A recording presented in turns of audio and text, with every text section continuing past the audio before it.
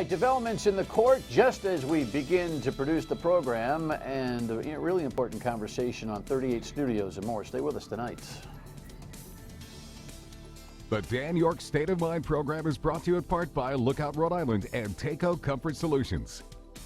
All right, welcome in. A busy news Monday. In fact, don't tell anybody, but only viewers know this truth, and that is that we record this program in the early afternoon. So you see it at 7:30 on MyRI TV and Fox Providence at midnight. And sometimes it causes us to be chasing our tail a little bit when it comes to the developments of the news day. Dan Doyle, the executive and former leader of the Rhode Island Institute for Sports, we have a picture of him somewhere here, don't we, Kev? He was, as we speak, found guilty of embezzlement charges. There's a litany of charges that Doyle was brought up for, and I don't have anything constructive to say about it other than this is one of the most provocative cases we've had in Rhode Island in quite some time, and he absolutely demanded that he was innocent. So on the Tuesday program, I'm sure we'll have a recap on this and be able to talk more thoroughly about it, and I appreciate your patience on that. In the meantime, let's go to the rundown and talk about some of the things that we were prepared to talk about. Yep, there's always a Trumpian development. There will be forevermore, of course. Ben Carson is now the new Housing and Urban Development Secretary-to-be, and this Taiwanese call has got everybody in a bundle. Here's the latest from CBS. President-elect Donald Trump filled out another cabinet position Monday morning. Mr. Trump announced on Twitter he has picked Dr. Ben Carson to be the new Secretary for Housing and Urban Development. We're excited to have Dr. Carson as our intended nominee for Housing and Urban Development. But one key position in the Trump administration remains unfilled. Mr. Trump is expanding his search for Secretary of State, adding more candidates to the roster. The new additions include former U.S. Ambassador to China, John Huntsman, Democratic West Virginia Senator Joe Manchin, and ExxonMobil CEO Rex Tillerson. The value of a Secretary of State took on an added significance over the weekend when a call from Taiwan's president to President-elect Donald Trump sparked a diplomatic controversy. This was a 2-minute congratulatory call. Reince Priebus, Mr. Trump's incoming chief of staff, says the call is not a break from the longstanding U.S. policy called One China. Under this policy, the U.S. recognizes China's view of sovereignty, which still considers Taiwan Chinese territory. Taiwan and the U.S. maintain informal relations, and the U.S. continues to provide weapons to the small island for its defense. This is going to start the U.S.-China relationship off in a much more contentious manner. Monday morning, China's foreign minister called the policy critical to U.S.-Chinese relations. You know, it's interesting. There's no doubt that Donald Trump is going to be a disruptor, and I feel less worrisome about it if this was a calculated plan. Now, the reports are leaning that this was something that they were talking about for months. Of course, acting as president-elect in this kind of demonstrative fashion, well, it's part of the disruption, right? If it was knee-jerk to make or take the call, that's what ought to have a lot of us worried. There's going to be disruption with this Trump, well, I was going to say candidacy and now presidency. And for that, we're just going to have to take a chill pill and kind of roll with the punches, for now anyway. In the meantime, Donald Trump has a hard time rolling with the punches, at least when he's getting hit with them. SNL did their bit Saturday night, and they're like dogs seeing blood. Roll tape on that one. Okay, see, there is a reason, actually, that Donald tweets so much. He does it to distract the media from his business conflicts and all the very scary people in his cabinet. Oh, that does make sense. Very clever, sir. Actually, that's not why I do it. I do it because my brain is bad. Right, Donald Trump can't look the other way. Tweeted, just tried watching SNL, unwatchable, totally biased, not funny, and the Baldwin impersonation just can't get any worse. Sad. I've never seen anybody actually judge and comment on their own impersonation. I mean, like, get my impersonation more correct? Anyway, Alec Baldwin took the bait of the bait. Just release your tax returns and I'll stop. And the beat goes on. It'll be a new presidency, no doubt. A Monday morning or Sunday tweet review of the SNL bit on you. Gerald Ford never had Twitter. I wonder if Gerald Ford and Chevy Chase, remember he used to take a lot of flops? The platform changes behavior. I'm convinced of that. Access denied. This is a development over the weekend. The Dakota Pipeline go-around. Okay, so the Army Corps of Engineers has said that they're going to take a deeper analysis of this land. Remember, we just had a conversation about this on Thursday. Nick Kekovich from a local and now national effort to protest this site talked about it being an overall problem for the Native Americans. The fight against this pipeline is bigger than pipeline. You know, what it's really about, from my understanding, talking to folks, it's about the continued colonization, that indigenous folks and native folks have been facing for hundreds of years on this continent. Not sure the Army Corps of Engineers is talking about the indigenous nature of this controversy, but they are doing a workaround. So far, the Trump-to-be administration has not made comment on it, so stay tuned on that. But that's an update. In the meantime, the state representative has brought a lot to the table, including this headline that caught my attention last week, which I was pretty thankful for, on 38 Studios. We have that? Okay. We have that, don't we? Okay, thanks. You think it's going to take a piece of legislation to finally cough it all up, huh? Absolutely. Speaking of coughing it all up, if you have to, feel free. We're casual here. Shar did a yeoman's effort, has been battling this bug for a handful of days. You didn't sound good on the radio last week, and you're still struggling this week. So we're chill here. Everybody knows what the bug is. Good to see you. Good to see you too, Dan. Thanks for coming in. I don't know where to actually start with this 6-year dilemma. The 38 Studios, if you don't know 38 Studios, you're not from the area. You're watching the show in a hotel somewhere, right? Kurt Schilling's multi-online gaming project, $75 million in principal, $110 million worth of principal and interest due, $12 million a year that has been budgeted in our state legislative budget process and paid over the last couple of years. There's still a handful of years left. Maybe there's $30–40 million left for us to pay the bondholders. We've never had the kind of thorough investigation that I think we needed. The state police finished their investigation, gave it to the Attorney General. The Attorney General said no prosecution here of any of the players, yet we're not going to release any of the grand jury stuff. And the state police are holding onto their notes as well. The governor says that at some juncture after the civil trial is completely over with one more defendant left, that she will then petition formally for the Attorney General to cough it all up. In the meantime, you're sitting here watching this and saying enough, and you want a piece of legislation to force it all. Is that all accurate and fair? Absolutely. I think the 38 Studio debacle was probably one of the most biggest events that destroyed the public's confidence in government, and with a good reason. And I think it's been far too long. This has been going on and on. The public wants to know all the information, and what a lot of people have requested the information, but that didn't get anywhere. So I'm putting in legislation that would mandate, it's an amendment to the Access to Public Records Act, that mandates that the state police and the Attorney General release all their records that they found during their investigation or through tips. It would not apply to the grand jury records. That we have to tackle a different way, because right now that only can come from the presiding justice of the Superior Court releasing that. What motivated you to do this? The public outcry, the want for that information to help prevent this stuff from going on and on, because if this deal was successful, the public has a right to know who it's about. They want to know. They've clearly made that clear.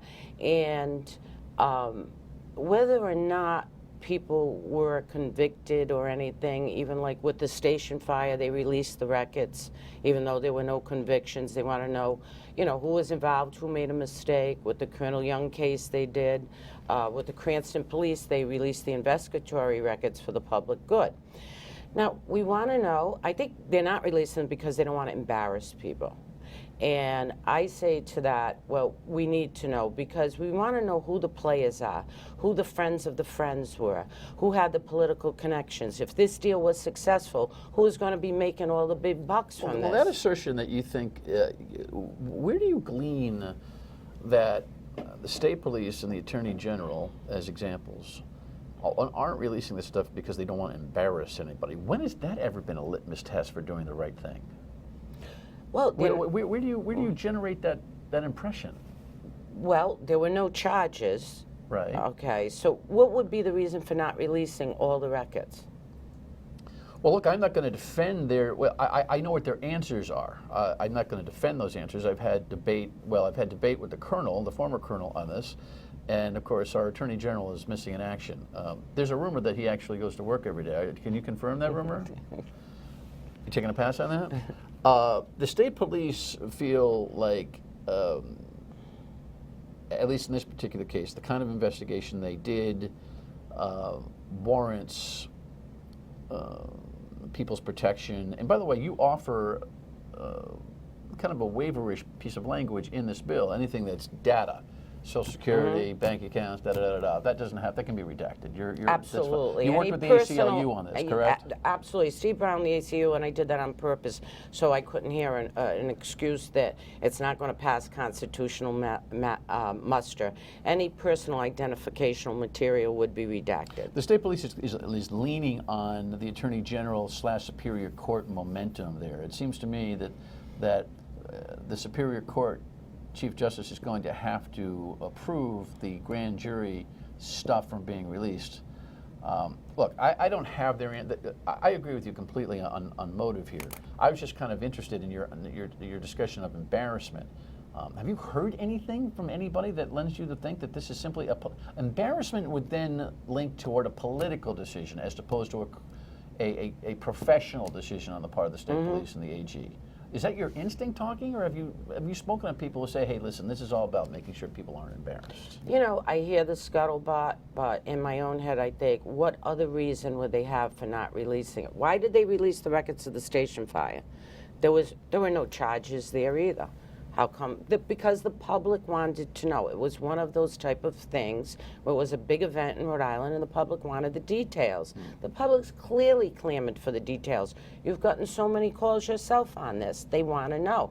They're still paying every year, last year, next year, the next couple of years. They're still paying their tax dollars and they can't get all the information. I'm going to just leave the segment on this here with this question. Do you really feel like the general public is clamoring or just beat down and disgusted?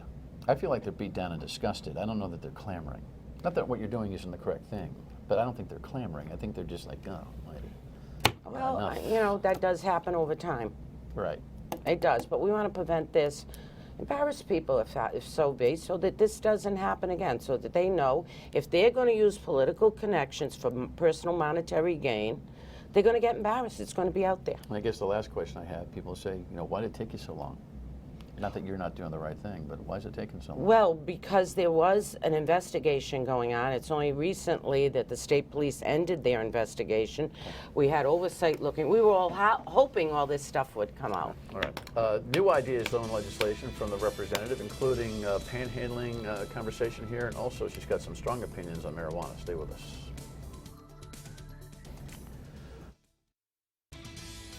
Even to the people that we may have some disagreements today, I want to go shoulder to shoulder with them and help them. I think it would be unique if business, the social service agencies, our government leaders here in Providence work together going to the State House. That's Joe Paolino, of course, the former mayor of Providence, who's been, up to his eyeballs with working with City Hall there on the panhandling problem and the Kennedy Plaza problem in general. But it is not unique only to Providence. In Cranston, they've been dealing with this, and actually it came up as a mayoral debate between the Democrat and incumbent Republican candidates. And, I had said in the middle of all of that I just don't see why it was such a mayoral issue in Cranston, simply because panhandling moves. And lo and behold, State Representative Charlene Lima came up with some statewide legislation, which I think is the appropriate way to go about this whole thing. This requires a state response because the problem just keeps moving from one place to the next, right? Absolutely, and you said it, state response, because what is happening is panhandling has grown in the past few years. It's a major problem. It's dangerous for the panhandler. It's dangerous for the motorist.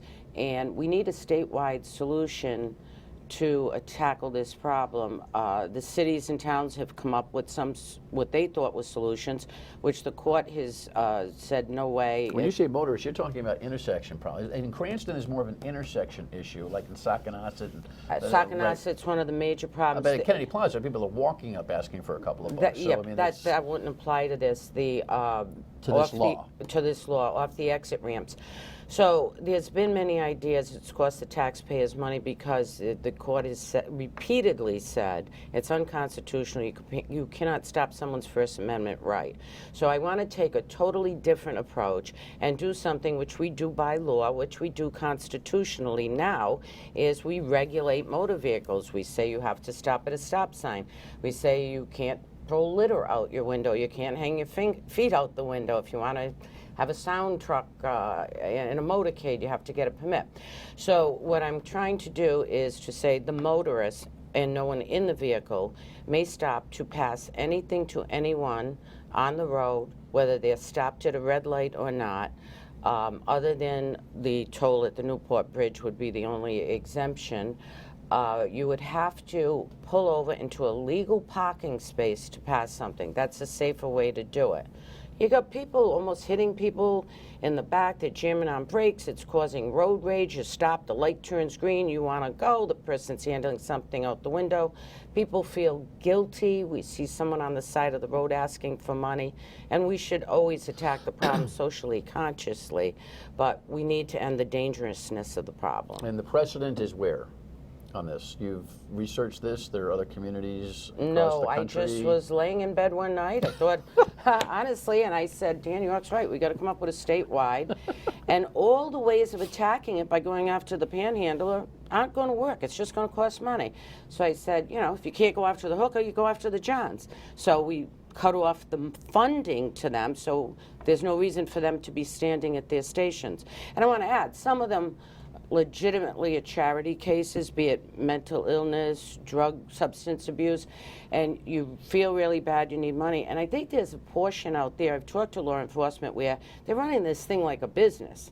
This is, you know, they're fighting. This is my stand. This is my spot. I'm standing over here.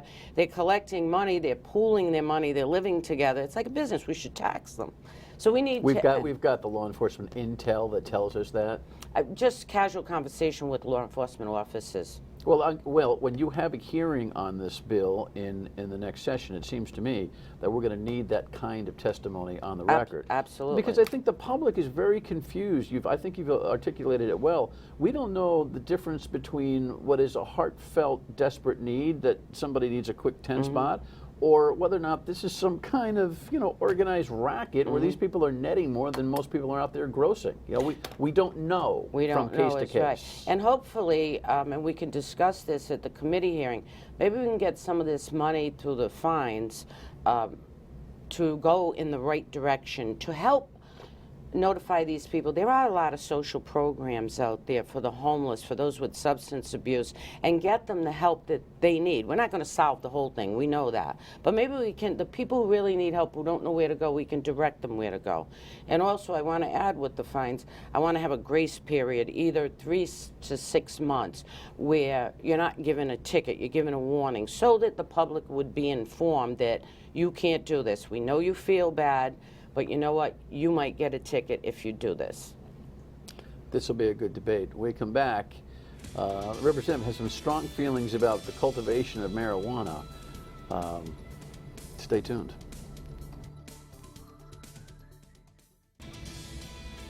You know, the legalization of marijuana is this slow creep, right? And the voters in Massachusetts thumbs up it. Now the legislature's got to figure out how to execute what they're doing there.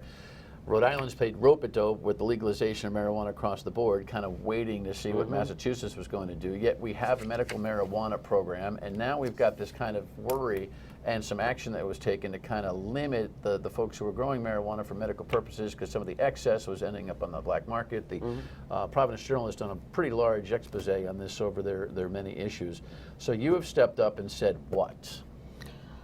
I was appalled to find out the Department of Business Regulation is refusing to release any of the information about the applicants for this program. For which specific program? This is the marijuana cultivators. They would get a license from the state now to supply for the medical marijuana, which, and maybe someday for the legalized marijuana. Okay, this is a multi-million-dollar business, and a lot of people are going to make a lot of money, and they want to hold all the records secret. No, I want to know who applied, who was denied. I want to know who applied, because you're going to look at this thing, and the potential for political corruption is astronomical anytime where there's massive amounts of money.